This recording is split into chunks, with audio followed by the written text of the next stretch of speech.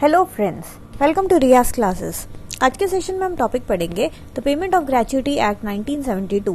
This topic is part of unit 8 labour legislation of the subject business environment MCO 4 MCOM second year IGNOU। Before we begin, if you like the videos that I'm sharing, do hit the like button. Do share your comments to let me know you find all this useful for your studies. Also, don't forget to subscribe so that you won't miss out on watching and learning from my videos. चलिए शुरुआत करते हैं आज के topic की, जो कि है the payment of gratuity act 1972। तो ये जो एक्ट है पेमेंट ऑफ ग्रेच्युटी एक्ट, इसके नाम में ही है it is related to gratuity. So ये जो एक्ट है इसका मेन उद्देश्य यही था कि एक uniform pattern of payment of gratuity रहे टू ऑल द एम्प्लॉयज, कि किसी भी एम्प्लॉय में किसी भी तरीके का डिफरेंस नहीं होना चाहिए with respect to payment of gratuity. अब एम्प्लॉयज का क्या रहता है, जैसे कुछ ऑर्गेनाइजेशन होते हैं, वो बड़े बड़े ऑर्गेनाइजेशन होते हैं, वो इंडिया के डिफरेंट शहरों में डिफरेंट स्टेट्स में जो है वो एस्टैब्लिश्ड होते हैं। तो ऑब्वियसली हमारा जो एम्प्लॉय है उस एम्प्लॉय का जो है ट्रांसफर वगैरह होता रहता होगा from one state to another. So ऐसे केसेस में अगर कभी रिटायरमेंट होगा या सुपर एनुएशन की अगर हम बात करें, या फिर किसी भी कारणवश जो है अगर उनको ग्रेच्युटी मिलना होगा, तो ऐसा ना हो कि प्लेस के हिसाब से कुछ डिफरेंस हो या फिर पोस्टिंग के हिसाब से कुछ डिले हो। तो ऐसे इन सारे चीज़ों को अवॉइड करने के लिए, कि किसी भी तरीके का भेदभाव ना हो, उन सारे चीज़ों को हम अवॉइड करने के लिए एक सेंट्रल लेजिस्लेशन बनाया गया। एक देखा गया कि ये जो है एक बहुत बड़ा प्रॉब्लम है, तो एक uniform pattern of payment of gratuity के लिए थ्रू आउट द कंट्री, चाहे बंदे का ट्रांसफर कोई भी शहर में हो, बट उसको जो ग्रेच्युटी होगा वो जो है प्रॉपर जितना मिलना चाहिए वो ही मिलेगा।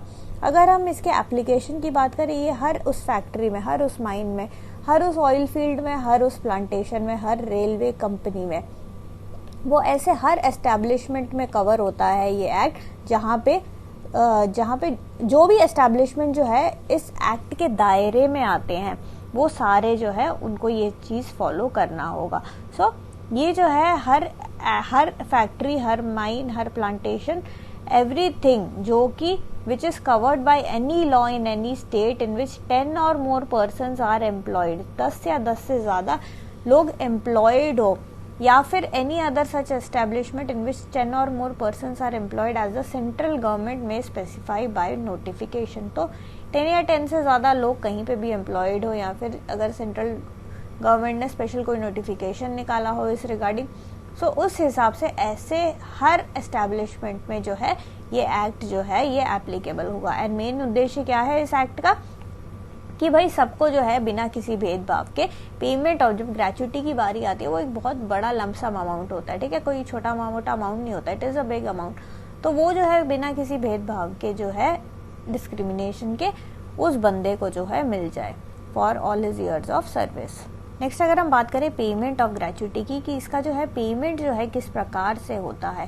पेमेंट तो सबसे पहले जो होता है, it is payable to an employee on the termination of his employment. तो उसके टर्मिनेशन ऑफ सर्विस पे, जब उसका जो है सर्विस खत्म होता है, जैसे कि रिटायरमेंट हो गया, तो इन सब के कारण जो है जब भी टर्मिनेट होगा सर्विस, तब जो है ग्रेच्युटी पेएबल होगा।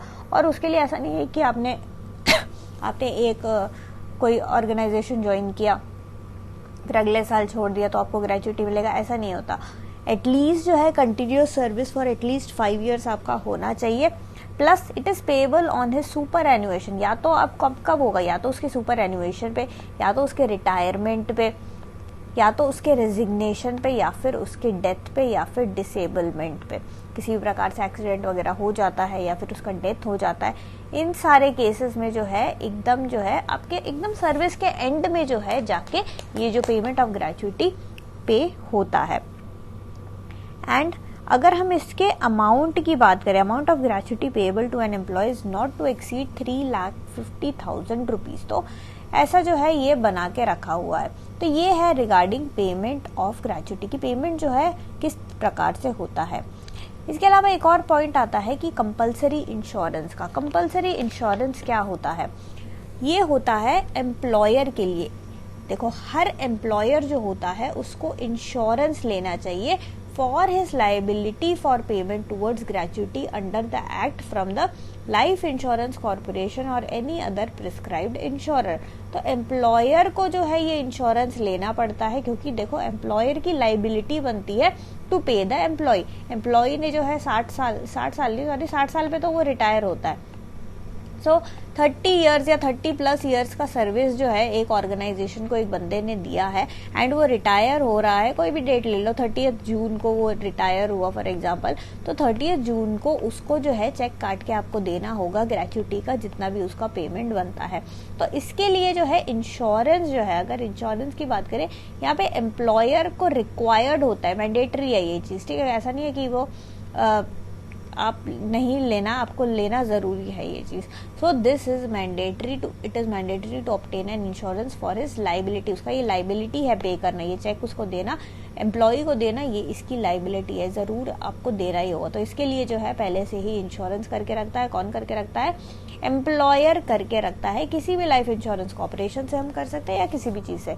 बट द गवर्नमेंट में exempt employers who have established approved gratuity funds earlier. तो सेंट्रल गवर्नमेंट, अब इसमें कुछ एक्सेप्शन भी, ये तो देखो करना ही करना है, ऐसा नहीं, इससे आप एस्केप नहीं कर सकते। बट सेंट्रल गवर्नमेंट ये बोलता है कि अगर आपने पहले से ही ग्रेच्युटी फंड बना के रखा हुआ, आपने जैसे फॉर एग्जांपल आपने एक अकाउंट बना रखा है जिसमें ऑलरेडी जो है 1 करोड़ पड़ा हुआ है, 1-2 करोड़ पड़े हुए हैं, एंड इसमें से डेबिट कब होगा? जब कोई एम्प्लॉय जो है वो रिटायर होगा। तो अगर इसमें आपने इसी पर्पस के लिए एक फंड बना के रखा हो और उस फंड में पैसे भी है, तो सेंट्रल गवर्नमेंट बोलता है कि भाई हम जो है आपको जो है इससे ये जो इंश्योरेंस वाला जो इससे हम जो है आपको जो है एग्जेम्पशन आपको दे सकते हैं।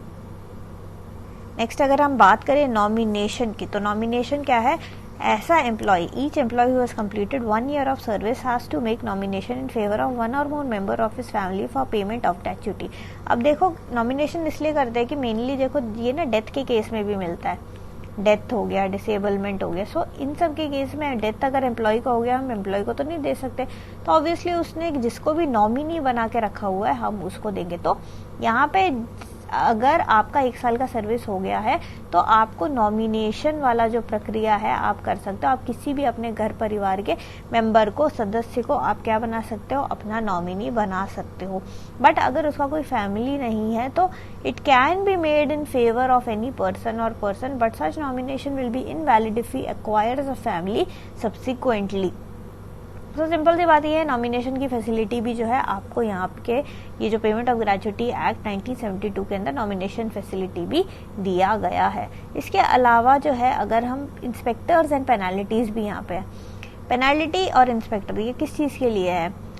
अगर जो है हमको लगता है कि अगर सेंट्रल गवर्नमेंट, देखो ये तो अप्रोप्रिएट गवर्नमेंट ने बनाया है ये इंस्पेक्टर और पेनाल्टी, इंस्पेक्टर को अलॉट कर रखे, इंस्पेक्टर क्यों कर के रखा हुआ है कि भाई इस एक्ट के अंदर जो जो लिखा हुआ है अगर वो फॉलो नहीं हो रहा तो वो इंस्पेक्टर जाके उसको जांच करेगा। हम जो है कोई भी बंदा, इन लोगों के पास जाके हम लोग अगर कंप्लेंट करेंगे तो उसमें जांच करने का काम जो है ये इंस्पेक्टरों का है।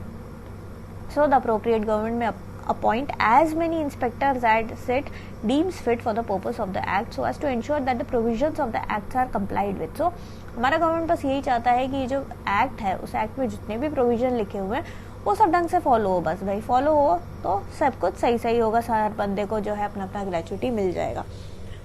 तो यहाँ पे कोई भी एस्टेब्लिशमेंट किसी भी प्रकार का गड़बड़ ना करे, इसलिए हमने इंस्पेक्टर बना रखे हैं।